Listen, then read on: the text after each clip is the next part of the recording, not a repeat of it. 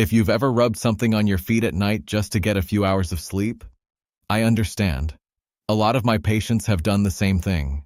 They reach for a menthol rub, something cold, anything, that makes the burning stop long enough to close their eyes. And here's what I want you to know right from the start.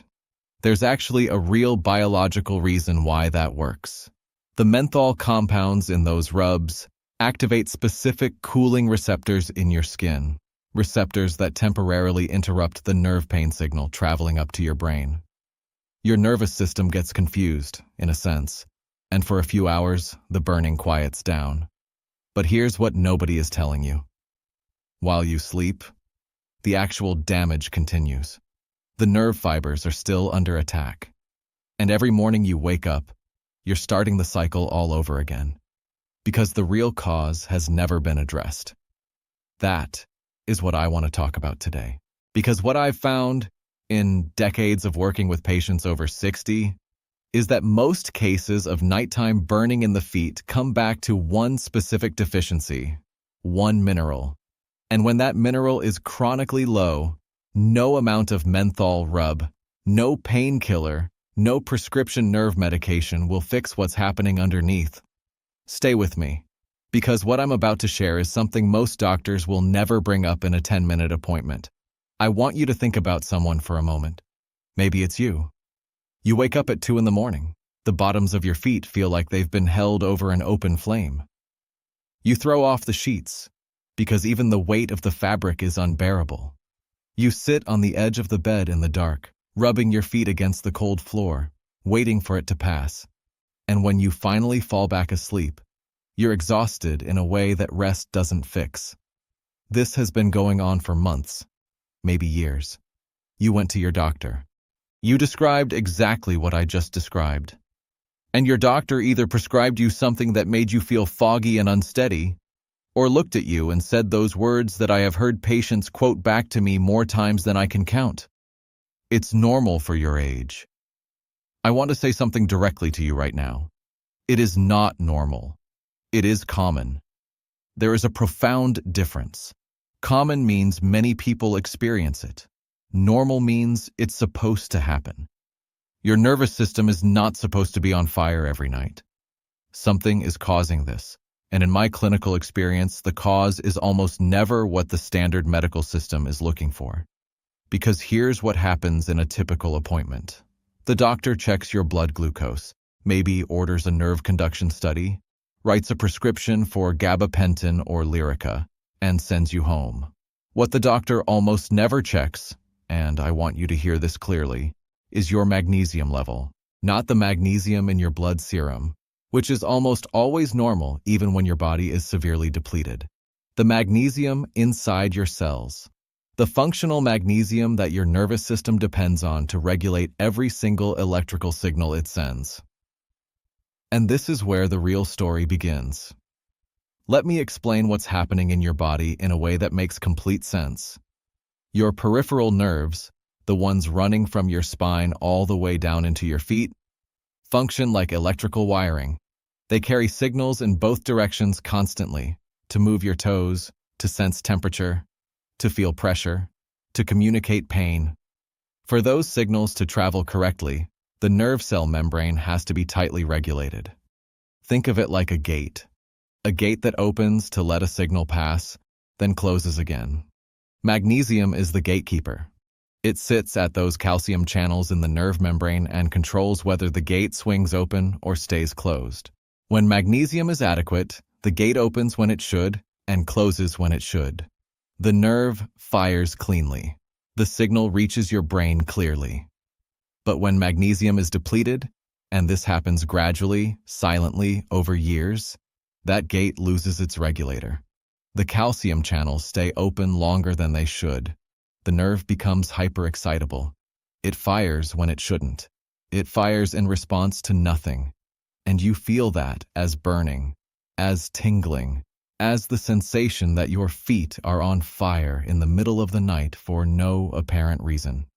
And this is where the research gets really important, because what studies have consistently shown is that magnesium deficiency is extraordinarily common in adults over 60. We're talking about estimates suggesting that more than 70% of older adults are not getting adequate magnesium. And when you add in the fact that the kidneys become less efficient at retaining magnesium as we age, that the gut absorbs it less effectively after 60, that many common medications actively deplete it, you start to understand why this problem is so widespread and so consistently missed. But here's what makes this even more serious. And I need you to stay with me for just a moment longer. Magnesium deficiency doesn't just make nerves hyperexcitable, it actively drives inflammation. Chronic low magnesium elevates something called substance P, a neuropeptide that amplifies pain signals throughout the peripheral nervous system. It also dysregulates the NMDA receptor, which is directly involved in what researchers call central sensitization, the process by which your nervous system essentially learns to feel pain more intensely over time. This is why, for so many patients I've seen over the years, the burning gets worse month after month, even when nothing else seems to change. The nervous system is being progressively sensitized. And the fuel for that process, in many cases, is a deficiency that a standard blood panel will completely miss. I had a patient, I'll call him Gerald, 71 years old, retired engineer, came to me after 3 years of worsening burning in both feet. He'd been on gabapentin for 18 months. He told me it took the edge off for the first few weeks, then stopped working. He'd also been on metformin for type 2 diabetes for 6 years. What nobody had ever told Gerald was that metformin significantly impairs magnesium absorption in the gut. Long-term metformin use is one of the most reliable ways to create a deep, chronic magnesium deficit in an older adult, and the majority of physicians prescribing it are simply not monitoring magnesium levels. When we looked at Gerald's intracellular magnesium, not the serum test, which was normal, it was severely depleted. We also found he was deficient in methylcobalamin B12, which is critical for myelin maintenance, the protective sheath around nerve fibers.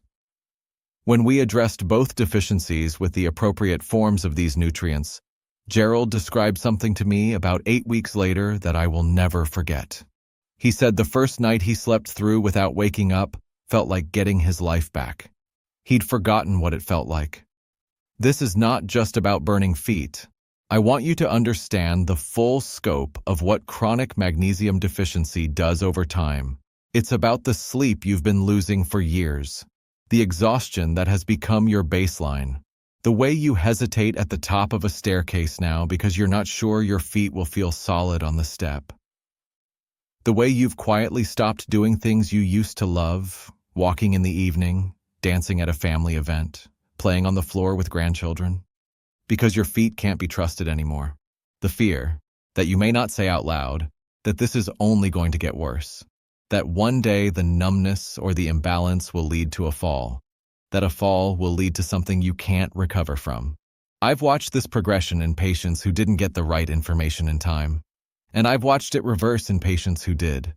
The difference in many cases came down to whether someone finally looked at the right things, including magnesium, in the right form, and the other nutrients that work alongside it to support nerve function. I've put together a short presentation that goes much deeper into everything I've covered today. It includes specific approaches that I've seen work for patients in exactly this situation. The link is in the description below. Watch it when you have a quiet moment. I think it's going to answer a lot of questions you didn't even know you had. Now let me be clear about what the evidence actually supports when it comes to natural nutritional support for peripheral nerve health. Magnesium glycinate or magnesium malate are the forms most consistently associated with neurological support, not magnesium oxide, which is the cheapest and most widely sold form and has very poor bioavailability in the gut. Researchers have observed that the glycinate form in particular crosses into the central nervous system more effectively and is associated with calmer nerve signaling. Clinical evidence points to reductions in nerve hyperexcitability when magnesium is restored to adequate levels in deficient patients. And that restoration, in my experience, and in what the literature suggests, takes time, weeks to months, which is why so many people try magnesium briefly, Notice nothing in 5 days, and stop. The nervous system is not a light switch. It is a system that was depleted gradually over years. It recovers gradually as well. Alongside magnesium, the research consistently points to methylcobalamin B12 as the other critical pillar of peripheral nerve support. Not cyanocobalamin, which is the synthetic form in most grocery store supplements and which the body must convert before it can be used. A conversion that becomes dramatically less efficient after age 60. Methylcobalamin is the bioavailable form. It participates directly in myelin synthesis, the rebuilding of that protective coating around nerve fibers that I described earlier.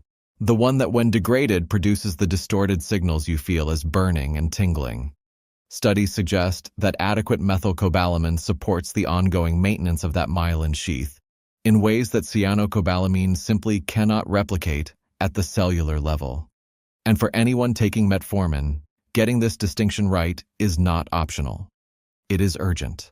Metformin blocks B12 absorption in the gut, and if the B12 you're supplementing with is already in a form your aging gut struggles to use, you are compounding a deficiency that is directly damaging your nerve tissue. The third compound I want to mention is alpha-lipoic acid. This is a fat-soluble antioxidant that is unique in its ability to neutralize oxidative damage specifically inside nerve cell mitochondria. Oxidative stress is one of the central mechanisms driving nerve fiber degeneration in older adults, and most antioxidants cannot penetrate the mitochondria of nerve cells. Alpha-lipoic acid can. It's been studied extensively in European clinical settings for peripheral nerve health support for decades, and what the data shows is that patients with nerve-related symptoms who supplement with the R form, not the racemic mixture, report more consistent results. This is another detail that most people, and frankly, most doctors, simply do not know. Now, why doesn't your doctor tell you this? I want to be direct with you, because I think you deserve honesty. This isn't a conspiracy, it's a system problem. Physicians are trained to treat with pharmaceutical interventions that have been through specific regulatory pathways. A 10-minute appointment does not allow for a conversation about intracellular magnesium testing, B12 forms, or mitochondrial antioxidants. The system is not designed for it. The result is that millions of people over 60 are cycling through medications that mask symptoms, while the underlying nutritional depletion continues unchallenged. They're told it's normal for their age. They accept it. They suffer. It doesn't have to be this way. You are not powerless in this. Your peripheral nervous system, when supported with what it has been depleted of, has a remarkable capacity to respond. The research increasingly shows that nerve tissue, even in older adults, retains a degree of plasticity and recovery potential that medicine underestimated for a long time. What I've seen in patients who address the real deficiencies, not with the cheapest forms, not with the wrong forms, but with the specific compounds that actually reach nerve tissue, is a gradual quieting of the symptoms. First, the sleep improves. Then the intensity of the burning decreases. Then the tingling becomes intermittent instead of constant. For many patients, what returns is something they had almost forgotten was possible. Normal, feeling normal, waking up without immediately thinking about their feet. And the next time you reach for something to rub on your feet at night, whatever has been giving you that few hours of relief, I want you to remember what I shared today. That menthol sensation works because it temporarily interrupts the nerve signal. But what you now understand, that most people your age will never learn, is why that signal is misfiring in the first place, and more importantly, what can actually be done about it. If today's video opened your eyes to something important, share it with someone you care about. Because there are millions of people over 60 dealing with this silently, and they don't have to. The short presentation in the description goes even deeper. I highly recommend watching it when you have a quiet moment. Subscribe for more critical health information every week, and leave a comment below. What was the most surprising thing you learned today? I read every single one.